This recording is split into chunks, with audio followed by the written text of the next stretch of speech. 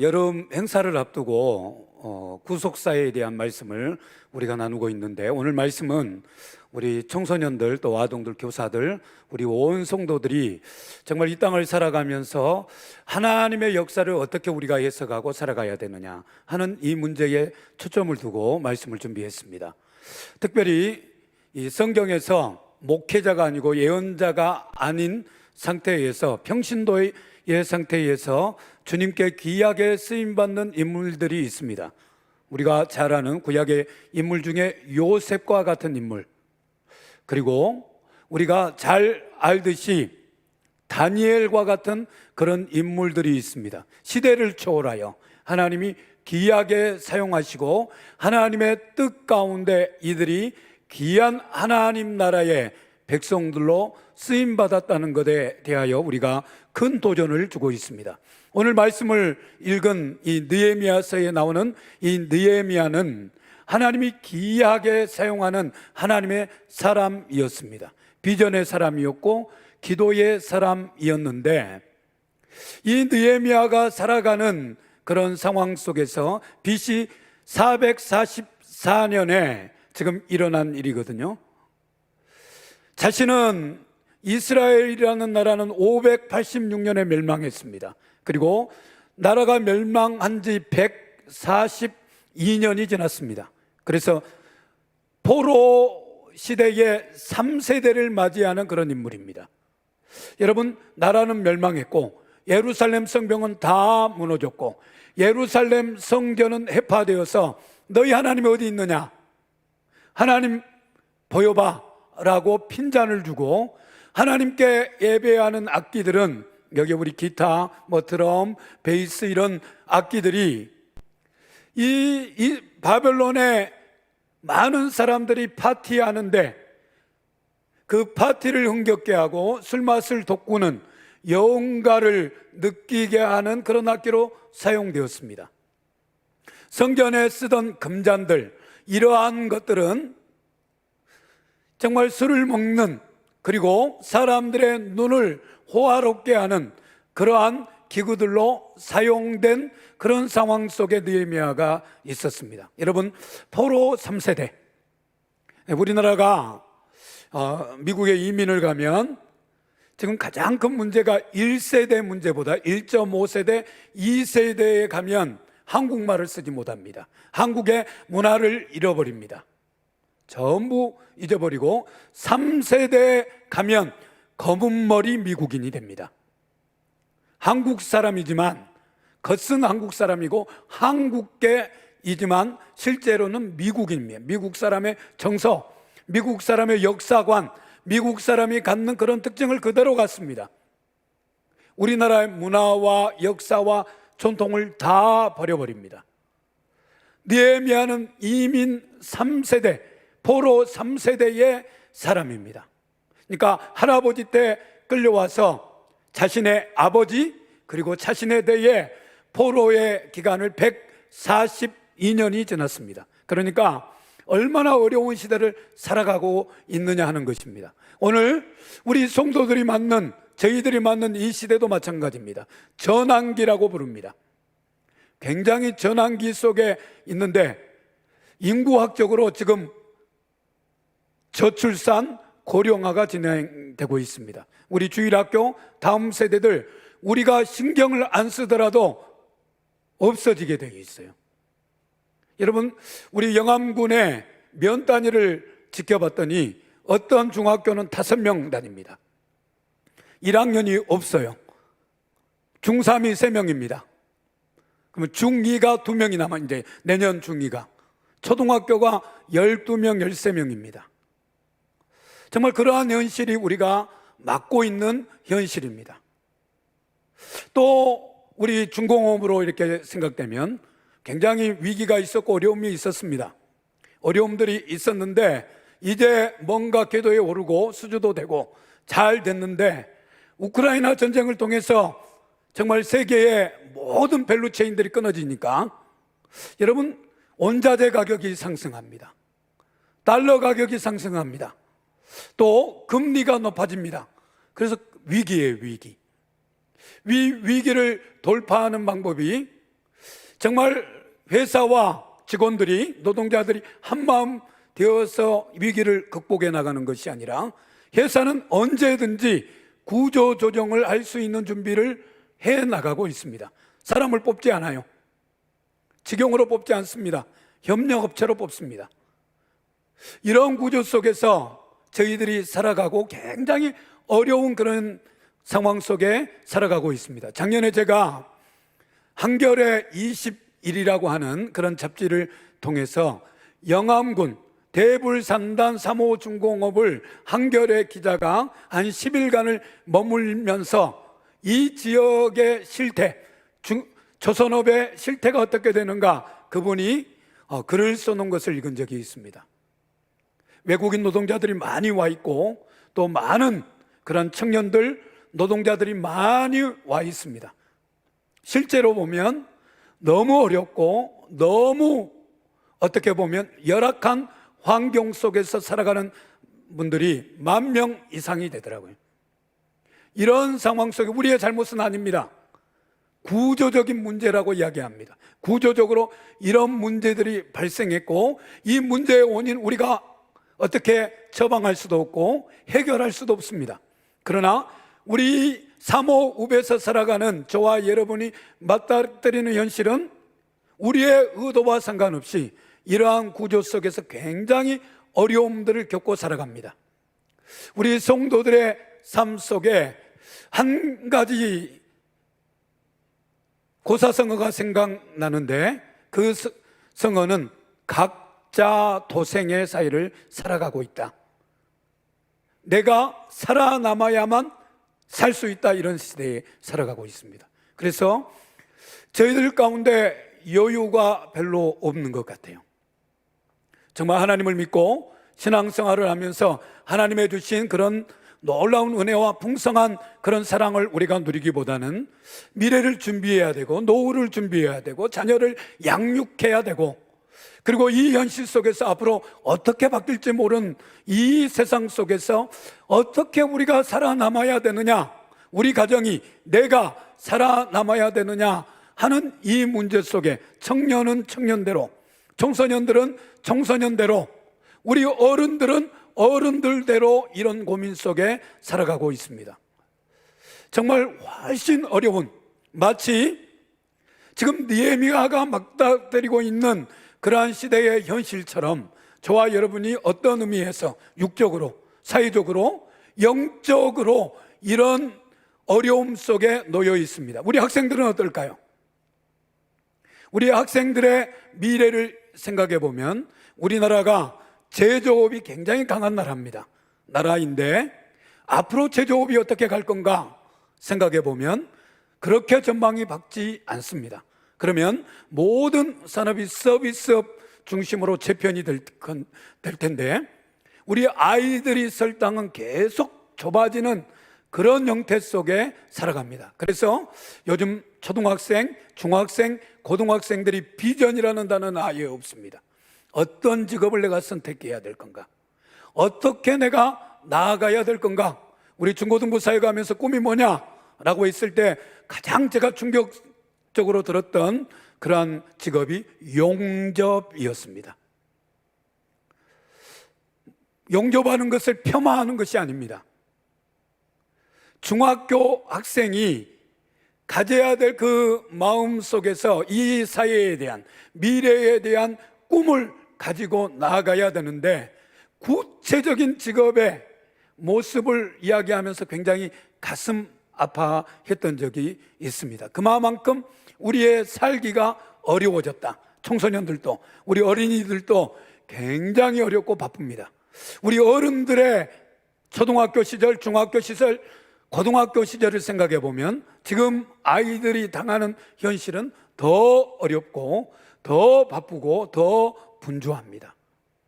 이런 현실 속에서 우리가 느헤미야를 같이 살펴보고 느헤미야서를 통해서 우리가 어떠한 모습으로 이 땅을 살아나갈 것인가 하는 이러한 부분은 우리에게 도전이 되는 것을 보게 됩니다. 하나님께서 고레스라는 왕을 통해서 이스라엘 백성들을 포로 귀환을 시킵니다. 하나님의 주권적인 역사로 예레미야에게, 이사야에게 하신 그 말씀대로 바벨론 포로 70년 후에 이들을 본국으로 돌아가는 포로 귀환 운동이 일어나고, 그들이 1차, 2차 포로 귀환을 통해서 성벽을 재건합니다. 여러분, 성벽을 재건하는 데 있어서 쉽지가 않겠죠. 그 땅에 리더십이 될 만한 사람들은 다 바벨론 포로로 끌고 갔습니다. 그리고 그 땅에 돌아온 사람들은 5만 명 이상 되는 사람들이었는데 열심히 비전을 갖고 성벽 재건을 했습니다. 여러분, 고대 사회에서 성벽을 재건한다는 것은 사회 안전망을 구축하는 일과 같습니다. 그래서 그러한 성벽 재건을 하고 있는데 방해자들이 생깁니다. 예돔 족속들, 그런 사람들이 와서 방해 공작을 하고 많은 사람들의 마음을 흐트러 놓습니다. 그러자 성벽 재건을 하다가 중단된 지가 오래된 것입니다. 느헤미야가 이러한 소식들, 이러한 상황들을 들으면서 어떻게 반응했는가? 여러분, 우리의 신앙생활이 하나님을 믿으면, 예수 그리스도를 믿고 우리가 구원받아 하나님의 자녀가 됐으면 우리의 삶이 고통이 없이, 문제가 없이, 모든 문제가 해결되어야 되는데 해결되지 않고 문제는 점점 복잡해집니다. 어려워집니다. 이런 상황 속에서 우리 성도들이 자포자기하거나 하나님에 대한 신앙을 포기하거나 하나님이 살아계시느냐 질문합니다. 우리 어린이들, 청소년들의 질문이 하나님이 살아계신 것 맞느냐, 이런 질문을 하고 있습니다. 엄마 아빠의 삶을 보니까 하나님이 살아계시는 거 맞느냐, 이런 질문을 우리 아이들이 던지고 있고, 우리 어른들이 지금 코로나 이후의 시대 속에서 완전히 코로나가 종식될 것으로 생각했는데 점점점 변이들이 나오고 계속 지속되어 있으면서 우리가 지쳐가고 어려움을 겪고 있습니다. 영적으로도 마찬가지죠. 기도하고 하나님의 뜻대로 나아가면 문제 해결이 일어나고 우리의 삶이 풀리고 더 좋아져야 되는데, 문제는 그렇게 간단하지 않습니다. 우리의 삶이 녹록하지 않고 이 땅을 살아가는 것이 삶의 무게가 점점 더 커져 옵니다. 느헤미야 시대와 같은 그러한 고민들, 그러한 삶을 우리가 살고 있습니다. 여전히 우리는 하나님께 예배를 드립니다. 기도합니다. 말씀을 붙들고 있습니다. 그럼에도 불구하고 하나님이 살아계시느냐, 하나님이 정말 우리의 삶에 역사하시느냐라고 하는 그 질문을 던질 때에 뾰족한 답을 낼 길이 없습니다. 이렇게 예배당에 나와서 하나님을 섬기고 하나님을 예배하지만은 실상 우리의 삶의 자리로 돌아가고 직장의 자리로 돌아가고 우리의 여러 가지 문제점을 가지고 돌아가다 보면 우리는 여전히 맞닥뜨리는 것이 도대체 하나님은 살아 계시느냐 하는 것입니다. 여러분, 이러한 현실 속에서 느헤미야는 어떠한 태도를 취했을까요? 그리고 느헤미야가 오늘 우리에게 주는 교훈은 무엇이겠습니까? 1절을 같이 한번 읽겠습니다. 큰 목소리로 같이 읽겠습니다. 시작. 하가랴의 아들 느헤미야의 말이라. 아닥사스다 왕 제20년 기스르월에 내가 수산궁에 있더니. 느헤미야는 이 수산궁에 있으면서 우리가 잘 알듯이 술 맡은 관원이 되었습니다. 포로 3세대로서 가장 성공된 모델이 됐습니다.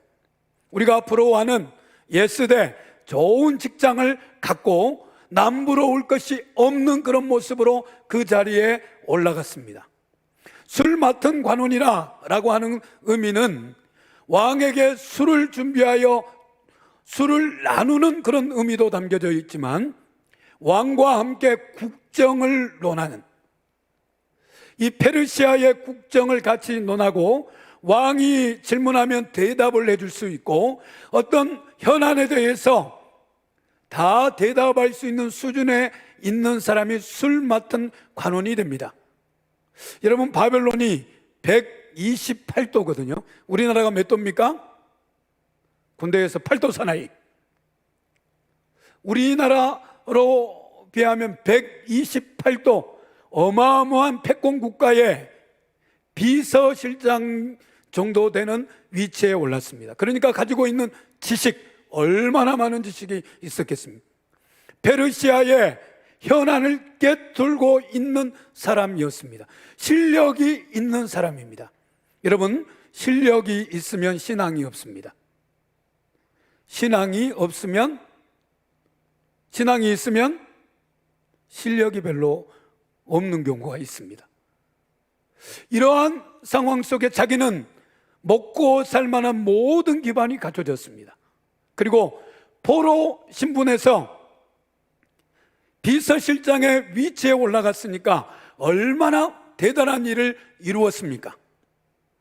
남부러울 것이 없는, 정말 개천에서 용이 나는 그러한 모습으로 이 느헤미야가 나아가고 있습니다. 그러면 자신의 조국 이스라엘에 대한 관심 그렇게 갖지 않아도 됩니다.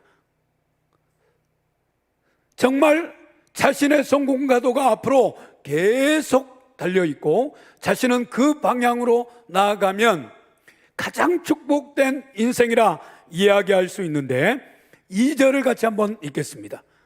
느헤미야의 도전은 이것입니다. 우리 큰 목소리로, 우리 학생들도 큰 목소리로 같이 한번 읽겠습니다.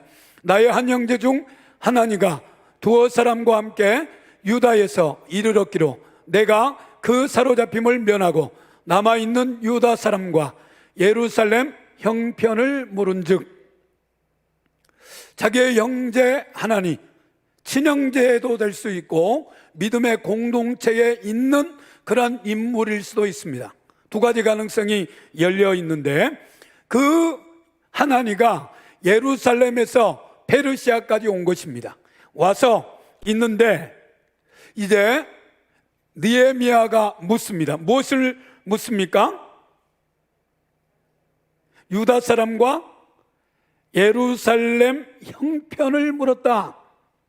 유다 사람과 예루살렘에 있는 사람들의 형편을 물었다. 여러분, 저와 여러분이 이 땅을 살아가면서 하나님 백성으로 우리가 우리 자신의 구원, 내가 예수 그리스도를 믿고 구주로 영접하여 구원받았다는 사실이 너무 중요합니다.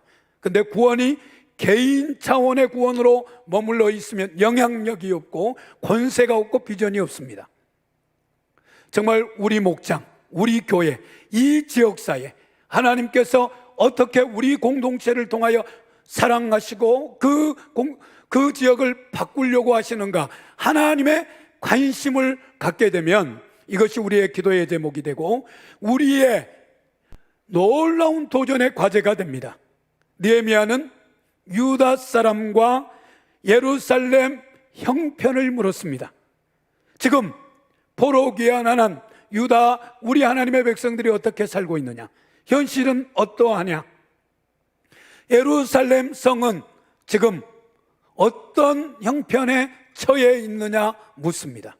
여러분, 비전은, 우리의 기도는 언제 시작됩니까? 우리의 현실의 문제를 직시할 때 우리의 기도가 시작되고, 우리 믿음의 사람들에게 주시는 한계는 한계로서 주어진 것이 아니라 우리에게 기도하라고 주시는 과제인 줄 믿습니다. 하나님께서 우리에게 여러 가지 어려움을 주세요. 질병의 문제로 고통스러워합니다. 경제적인 문제로 어려워합니다. 가정의 문제로, 자녀의 문제로 수많은 문제가 우리에게 산적해 있습니다. 현실은 어렵습니다. 그 어려운 데에서부터 우리가 출발하게 된다라는 사실입니다. 어려움을 회피하는 것이 아니라 그 어려움을 직시하셔야 됩니다. 그럴 때에 하나님께서 놀랍게 역사하시는데, 3절을 같이 한번 읽겠습니다. 3절 같이 읽겠습니다. 시작. 저희가 내게 이르되 사로잡힘을 면하고 남은 자가 그 도에서 큰 환난을 만나고 능력을 받으며 예루살렘 성은 회파되고 성문들은 소화되었다 하는지라. 정말 하나님의 그 놀라운 은혜로 포로 귀환이 이루어졌고, 포로 귀환이 이루어지면서 그 성에 남은 자가 큰 환난을 만났다. 하나님의 백성이 비전을 품고 약속의 땅으로 돌아갔는데 약속의 땅에서 기다리는 것은 하나님의 축복이 아니라 큰 환난이었다라는 것입니다. 큰 어려움이 임하고 있었고 능력을 받았다. 믿지 않은 사람들로부터 능력을 받고 하나님이 살아계시느냐, 하나님이 살아계시면 이런 성벽도 재건하지 못하느냐, 핀잔하고 놀리고 조롱하고 있었다라는 것입니다. 그리고 예루살렘 성은 해파되었고 성문들은 다 불탔다. 사회적 안전망이 다 없어졌다는 것입니다. 각자 도생의 사회의 삶을 살아야 되는 그런 현실 가운데 놓여 있었다라고 말씀하고 있습니다. 여러분, 우리의 삶을 영적인 눈으로 직시하다 보면 우리에게 당하는 여러 큰 문제들이 있습니다. 어떤 문제는 우리가 해결할 수 없는 문제도 있습니다. 어떤 문제는 정말 고통의 문제입니다. 그 문제만 직면하면 아픈 부분입니다. 울 수밖에 없고 해결되지 않은 그런 문제들입니다. 그런 문제들 앞에서 우리는 좌절하고 낭망할 수밖에 없고 하나님이 살아계시느냐? 라고 우리가 질문할 수밖에 없습니다. 그런데 중요한 것은 그 문제에 대하여 직시해야 된다 하는 것입니다. 정말 하나님께서 우리에게 주신 비전, 그 비전을 이루기 위해서는 우리의 현실의 문제, 지금 내가 당하고 있는 영적인 문제, 우리 공동체의 문제, 우리 가정의 문제, 우리 자녀의 문제, 현실 그대로의 문제를 직면해야 됩니다. 우리 다음 세대 중고등부 학생들, 또 우리 유초등부 학생들도 마찬가지입니다. 자신의 문제들 누가 해결해 주지 않습니다. 그 문제를 직면하게 될 때 우리에게 놀라운 길이 보여지는데 느헤미야가 주는 그 도전 4절입니다. 4절을 같이 한번 읽겠습니다. 큰 목소리로 4절을 읽겠습니다. 내가 이 말을 듣고 앉아서 울고 수일 동안 슬퍼하며 하늘의 하나님 앞에 금식하며 기도하여. 나라가 멸망당했고 포로 3세대의 삶을 살아갑니다. 그러니까 조국에 대한 혜택은 한 번도 받아본 적이 없습니다. 이스라엘에게서 받아본 혜택이 하나도 없고 자기가 처한 현실은 나라 잃은 슬픔, 아픔, 이 아픔밖에 없습니다. 느헤미야가 나라를 걱정할 이유도, 그 나라를 향하여 나아갈 이유도 없습니다. 그런데 자신의 민족의 이야기를 듣고 느헤미야는 어떻게 반응합니까? 말을 듣고 앉아서 어떻게 합니까? 울고 수일 동안 슬퍼하며. 여러분, 우리의 교육의 목표가 어디 있습니까? 우리가 성도들, 우리 자녀들을 양육하는데 저와 여러분의 교육의 목표가 다르지 않습니다. 우리 자녀들이 공부 열심히 하고 좋은 대학 가고 좋은 직장 가는 것, 잘 먹고 잘 사는 것, 이것이 우리의 최종의 교육의 목표입니다. 여러분, 우리 중고등학교, 초등학교 교육의 목표가 공동체를 위한 목표가 아닙니다. 우리 아이들이 공부 잘해서 좋은 대학 가는 거예요. 그러면 우리는 감사헌금하고 그러면서 하나님이 복 주셨다 이야기합니다. 신앙생활을 하든 말든 어떤 삶을 살아가든 우리 자녀들이 이 땅을 살아가면서 좋은 대학 가고 좋은 직장 가고 그러면서 잘 사는 것을 우리의 목표로 삼습니다. 안 믿는 사람만 그 목표로 삼습니까? 저와 여러분도 동일하게 이 목표를 삼습니다. 한산이라는 영화를 이렇게 보았는데 이순신 장군과 같은 나라를 위해서 자신의 모든 것을 희생할 수 있는 그러한 인물들로 우리 자녀들을 우리가 양육하고 그렇게 세워내려고 합니까? 어떻습니까? 우리의 모습은 그것과 상관없습니다. 여러분, 우리 성도들의 관심도 마찬가지입니다. 우리가 신앙생활을 하면서 교회 공동체로서 모입니다. 모여서 우리가 신앙생활을 하는데 우리의 관심이 어디에 있습니까? 하나님의 관심은 세상에 있고 연약한 자들에 있고 상처받은 자들에게 있습니다. 그 상처받은 자들을 향한 우리의 마음이 정말 우리 성도들의 마음이 모여서 세상을 향하여 나아가고 주의 복음을 향하여 나아가야 되는데, 우리의 비전은 어디에 있습니까? 우리의 기도의 초점은 어디에 있습니까? 느헤미야와 우리가 다른 것이 이 점입니다. 포로의 신분 속에서 성공을 이룬 인물입니다. 자신은 이제 삶의 문제가 없어요. 모든 것이 해결됐습니다. 이름만 내면 되고 정말 더 높은 자리에 올라가서 자신 후손의 문제도 다 끝났는데, 자신의 백성의 상황을 듣고 슬퍼하며 웁니다. 그리고 하나님 앞에 금식하여 기도합니다. 몇 개월 동안 한지 아세요? 11월에서 12월에 이 소식을 듣고 2월에서 3월 정도, 한 4개월 정도를 집중적으로 하나님께 기도합니다. 자신의 민족을 위하여 기도합니다. 금식하며 기도합니다. 슬퍼하며 기도합니다. 하나님의 백성을 긍휼히 여겨달라고 기도합니다. 오늘 우리 성도들이, 우리 다음 세대들이 나 자신만을 위하여 살아가는 것이 아니라 하나님께서 내 직업을 통해서, 나의 삶을 통하여 나보다 더 어려운 이웃, 나보다 더 어려운 공동체를 위하여 희생하고 섬기고 기도한다면, 여러분, 우리의 삶은 어떻게 될까요? 하나님이 영광 받으실 줄로 믿습니다. 느헤미야는 이 집중적 기도를 하나님께 드리고 있습니다. 자신을 위한 기도가 아닙니다. 자신의 출세를 위한 기도가 아니라 이 민족을 불쌍히 여겨달라. 142년간 나라 잃은 그런 서름 속에서 하나님 역사해달라 기도합니다. 여러분, 정말 이 기도가 오늘 우리 다음 세대의 기도의 내용이 됐으면 좋겠습니다.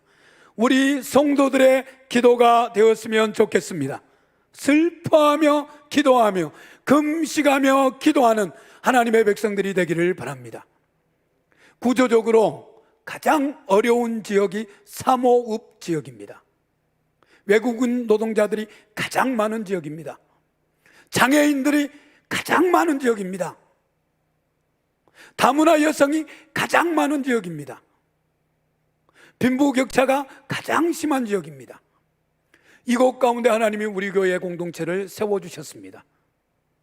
정말 우리가 할 수는 없지만 그들의 형편을 바라보고 기도해주고 격려해 줄 수 있는 넓은 마음이 있기를 바랍니다.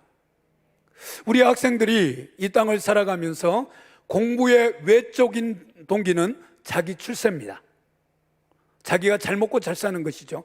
내적 동기가 없습니다. 공부하는 목적의 동기가 없어요.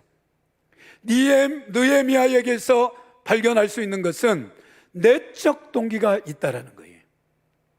여러분, 우리가 말씀을 묵상하고 이 땅을 살아가면서 왜 우리가 말씀 묵상을 합니까? 왜 예배를 드립니까? 하나님의 말씀을 왜 묵상합니까?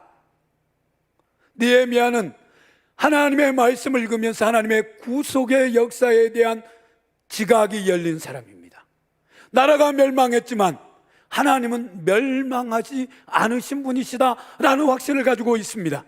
하나님의 때에 하나님의 백성을 다시 회복시키시며 하나님의 그 놀라운 구원의 역사를 전개시키는 하나님으로 믿고 확신하면서 하나님의 뜻을 찾습니다. 저와 여러분이 이 땅을 살아가면서 우리의 비전은 무엇입니까? 하나님의 뜻을 찾는 일입니다. 하나님이 기뻐하시는 일에 우리의 삶의 우선순위를 두고 하나님이 기뻐하시는 일에 우리의 모든 것을 내어갈 때에 하나님이 우리를 더 아름답고 존귀한 모습으로 변화시켜 주실 줄로 믿습니다. 제 친한 친구가 있는데, 저는 교회 세대거든요. 교회에서 자랐고 교회에서 컸습니다. 그리고 목사 한 수도 27배 받았어요. 그래서 저 2단으로 오해받고 냈습니다. 목포노예는 총각에게 안수를 안 줬는데, 그때에 교단이 이렇게 나눠지면서 제가 소속은 우리 교회 소속이었는데 목사 안수는 전남노예에서 얼떨결에 받았습니다.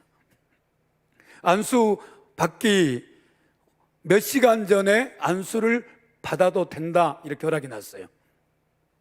네, 그래서 얼떨결에 목사가 됐습니다.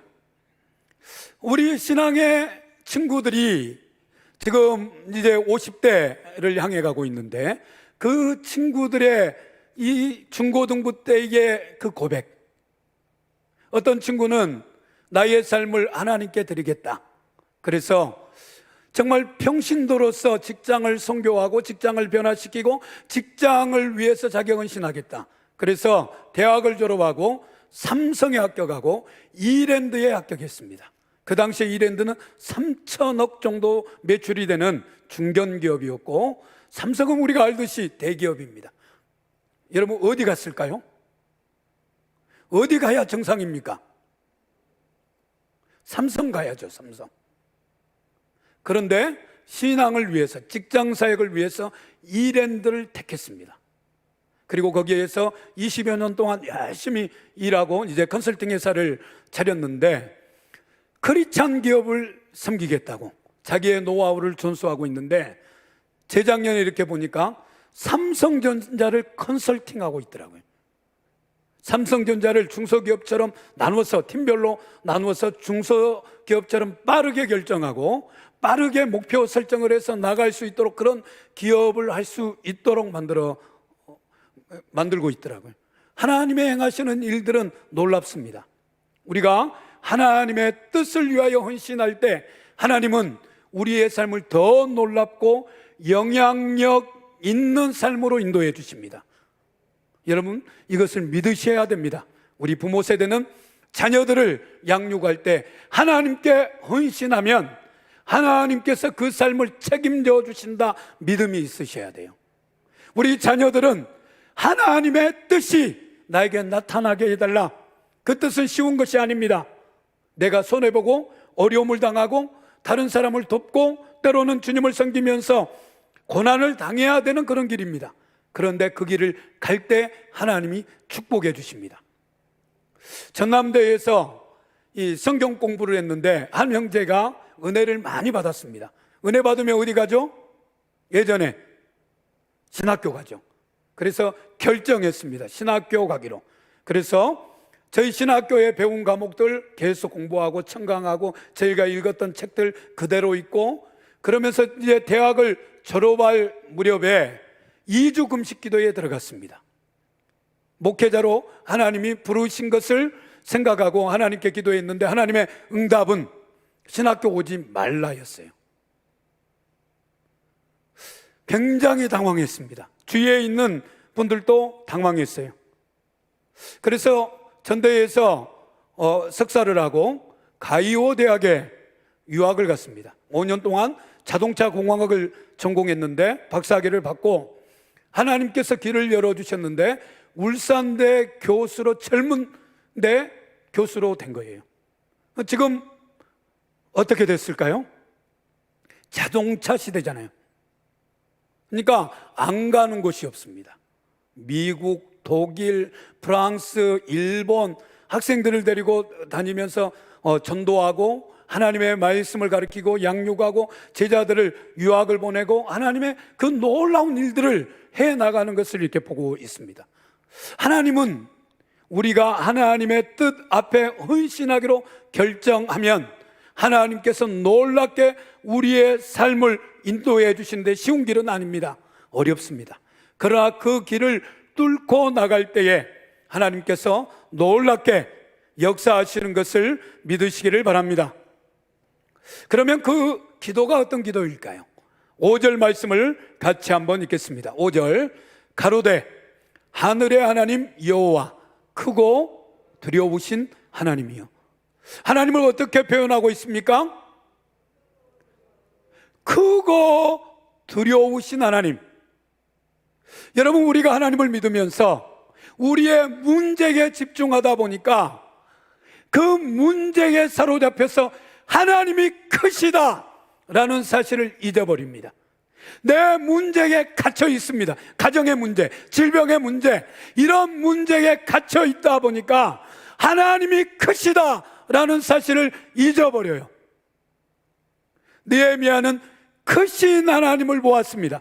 역사 가운데 자신의 민족이 멸망했지만 하나님은 말씀하신 하나님이시고 그 말씀을 통하여 역사하시는 하나님이다라는 사실을 믿었습니다. 그래서 하나님을 크고 두려우신 하나님, 우리 하나님은 어떤 하나님이시라고요? 크고 두려우신 하나님, 크신 하나님입니다. 놀라우신 하나님이십니다. 우리의 문제를 해결할 수 있는 분이십니다. 여러분, 얼마나 놀랍습니까? 우리의 사업의 문제, 우리의 막히는 인생의 문제가 아무리 크다 할지라도 하나님은 말씀으로 온 천지 만물을 만드신 하나님이세요. 그 하나님을 내가 믿고 있고 그 하나님의 이름을 부르고 있습니다. 여러분, 현실은 1200km나 되는 페르시아의 포로의 신분, 그러한 신분이지만 하나님은 크고 위대하신 하나님이시다라는 고백을 하고 있습니다. 또 5절 같이 한번 볼까요? 하나님이여 주를 사랑하고 주의 계명을 지키는 자에게 언약을 지키시며, 하나님은 쉬운 말씀대로 약속을 지키시는 하나님이시다. 내가 하나님의 말씀을 지키고 주의 계명을 지켜나갈 때에 하나님은 언약, 하나님의 약속을 기억하셔서 그 약속을 이루시는 하나님. 여러분, 구속사의 역사는 이것입니다. 하나님의 약속을 이루어 가시는 그 역사를 우리가 공부하는 거예요. 하나님은 그 언약을 기억하셔서 이스라엘의 회복을 해 주십니다. 이스라엘의 회복을 해 주실 뿐 아니라 그 언약을 기반하여 하나님이 놀라운 일을 이루어 가십니다. 저희가 말씀 묵상하는 것이 무엇입니까? 하나님의 뜻을 우리가 발견하고 하나님의 언약을, 하나님의 약속을 우리의 삶에 성취해 나가는 그러한 체험들이었기 때문에 믿음의 도전을 하지 못합니다. 믿음의 큰 꿈을 꾸지 못합니다. 성도들이 기도하면서 하나님이 주신 그 비전들을 이루어내지 못합니다. 내 문제, 내 신앙의 문제, 내 가족의 문제, 내 자녀의 문제, 내 질병의 문제, 내 회사의 문제, 내 문제에만 사로잡혀서 하나님의 언약을 잃어버립니다. 여러분, 우리가 말씀을 지키고 하나님의 뜻 가운데로 나갈 때 하나님은 언약을 기억하셔서 우리에게 놀라운 복과 축복을 주시는 하나님이신 것을 기억하시기를 바랍니다. 세 번째입니다. 하나님의 어떤 부분을 위하여 기도하고 있냐면 긍휼을 베푸시는 주여 간구하나이다. 하나님은 어떤 하나님이시라고요? 긍휼을 베푸시는 주님. 저는 말씀을 묵상하면서 긍휼을 베푸시는 주님의 그 아름답고 따뜻한 품을 항상 묵상합니다. 하나님은 긍휼히 여기시는 분이십니다. 우리 성도들의 같이 한번 인사해 볼까요? 하나님은 긍휼히 여기시는 분이십니다.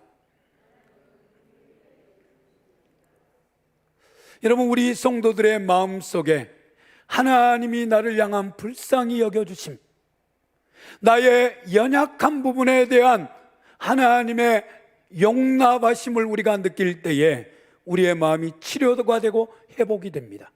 이 긍휼의 마음, 이 긍휼의 마음을 느낀 자만이 긍휼히 여길 수 있습니다. 여러분, 그거 아세요? 사랑을 많이 받은 자가 사랑을 할 수가 있고 사랑을 받을 수가 있습니다. 사랑을 받지 못한 사람은 사랑을 할 수도 없고 사랑을 받지도 못합니다. 영적인 원리예요. 사랑을 내가 받아야만, 여러분, 어릴 때 상처로 인하여 사랑을 듬뿍 받지 못하셨습니까? 율법적일 가능성이 큽니다. 하나님의 긍휼하심을 경험할 때 치유가 되고 회복이 됩니다. 하나님의 긍휼히 여기심을 우리가 받아 누리게 되면 다른 사람을 긍휼히 여길 수 있습니다. 여러분, 우리 성도들을 바라볼 때 율법의 잣대로 바라봐서는 안 됩니다.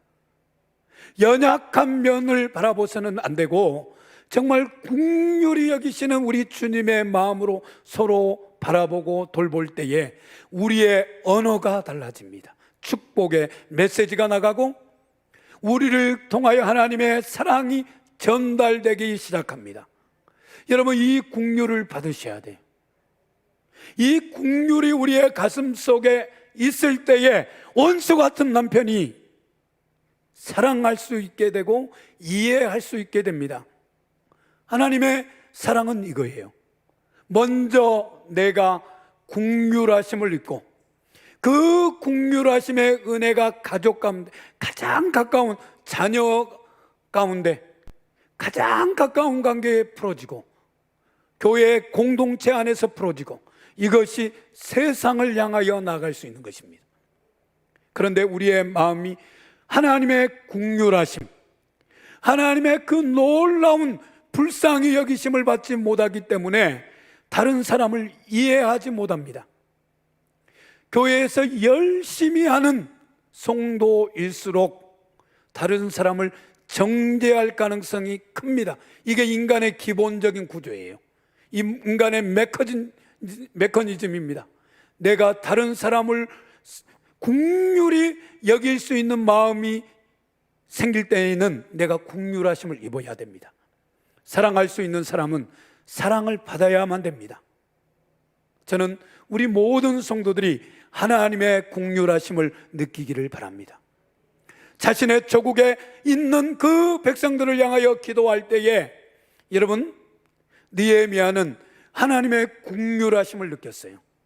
이 긍휼하심을 가지고 느헤미야가 어떻게 하느냐, 결론을 말씀드리자면 찬스를 얻어서 왕에게 죽음을 무릅쓰고 내가 예루살렘에 돌아가서 내 민족을 위하여 성벽 재건을 하겠다 이야기합니다.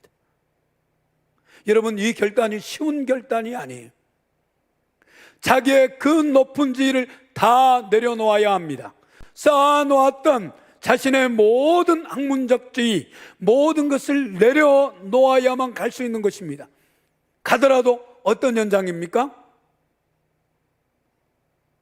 여러분, 완전히 성벽 재건이 이루어지지 않는 불평과 불만과 원망과 서로에 대한 질시와 아픔이 있는 그 곳에 가겠다라는 거예요. 여러분, 하나님의 크고 위대하신 것을 믿고 하나님의 언약을 기억하고 긍휼히 여기심을 느끼고 자신이 생각해 보니까 가서 내가 섬겨야 되겠다, 이 결단이 온 것입니다. 여러분, 그 인생이 불행합니까? 그러지 않습니다. 하나님이 가장 아름답고 축복된 길로 인도해 주십니다.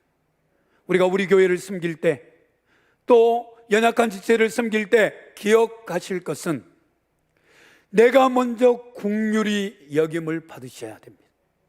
긍휼히 여기심을 깊게 받고 하나님의 사랑을 풍성하게 누리고 그 사랑을 흘러보내야 됩니다. 나를 미워하고 나를 모함하고 나에게 어려움을 주고 부정적인 이야기를 하는 사람일지라도 하나님 앞에 품고 기도하고 축복하고 하나님의 역사를 이루어 나가기 시작할 수 있는 힘이 긍휼히 여기심을 받은 때에 시작됩니다. 여러분, 정말 우리 성도들이 느헤미야의 기도를 본받았으면 좋겠습니다. 그러면서 기도가 계속됐는데 우리 학생들이 와 있기 때문에 오늘 설교는 여기까지 마치도록 하겠습니다. 우리 같이 한번 기도하겠습니다. 우리 같이 기도할 때 우리 다음 세대들도 앉아 있는데 이 말씀을 놓고 같이 기도합시다. 하나님의 뜻, 하나님이 원하시는 그 비전을 향하여 나아갈 때에 하나님은 놀랍게 느헤미야의 삶을 축복하셨습니다. 하나님, 우리 다음 세대들에게도 우리에게도 이러한 하나님의 은혜를 허락해 주옵소서. 우리 주여 3번 외치고 같이 한번 기도하겠습니다.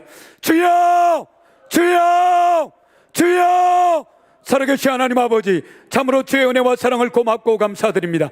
죄와 사망 권세에서 죽을 수밖에 없는 저희들을 예수 십자가 보혈 그 능력의 보혈로 아버지 구원해 주시고 하나님의 자녀 삼으시고 아버지 하나님의 백성 삼아주신 것 고맙고 감사드립니다. 우리가 죄인 되었을 때에 그리스도께서 우리를 위하여 십자가에서 죽으심으로 하나님의 그 놀라운 사랑, 하나님의 그 놀라운 긍휼을 베풀어 주셨습니다. 하나님 아버지, 그 긍휼하심을 입고 우리도 하나님의 뜻을 이루어 나갈 수 있도록 도우시고 인도해 주시고 함께하여 주시옵소서.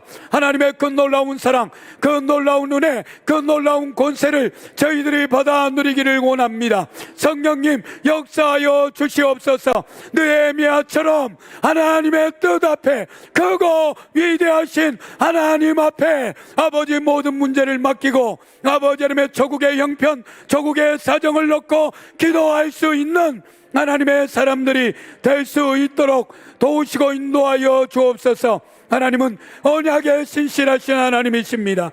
하나님은 크고 위대하신 하나님이십니다. 하나님 아버지, 정말 우리들이 하나님의 뜻을 발견하고 하나님의 그 역사, 하나님의 그 놀라운 역사를 경험하며 나갈 수 있도록 도우시고 인도해 주시고 함께하여 주시옵소서.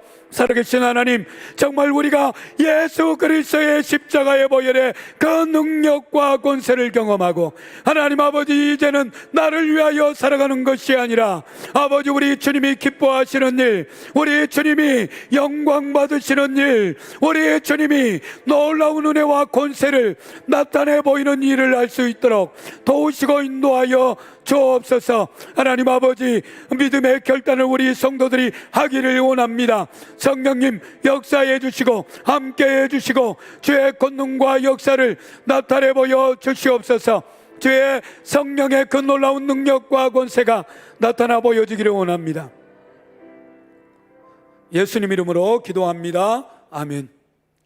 우리가 기도할 때 좀 더 담대하게 나갔으면 좋겠습니다. 우리 다음 세대를 위한 기도를 했으면 좋겠는데, 이 다음 세대를 향한 사단의 공격은 너무나 뜨겁습니다. 저출산, 우리나라가 0.82%입니다. 출산율이 8이명, 0.82명. 그래서 인구가 꺾어지고 지금 목포, 남학과 이 지역, 밀려드는 지역을 제외하고는 인구 감소가 계속 진행되고 있습니다. 우리 주일학교, 중고등부 그대로 놔두면 자연적으로 소멸합니다. 이런 위기 속에 우리 주일학교가 있고 우리 다음 세대들이 놓여 있습니다. 우리 교회도 외가 아니라 생각됩니다. 이번 여름 성경학교, 여름 수련회, 우리 유초등부, 중고등부 수련회를 통해서 하나님, 느헤미야처럼 우리 다음 세대들이 하나님 말씀을 붙들고 정말 하나님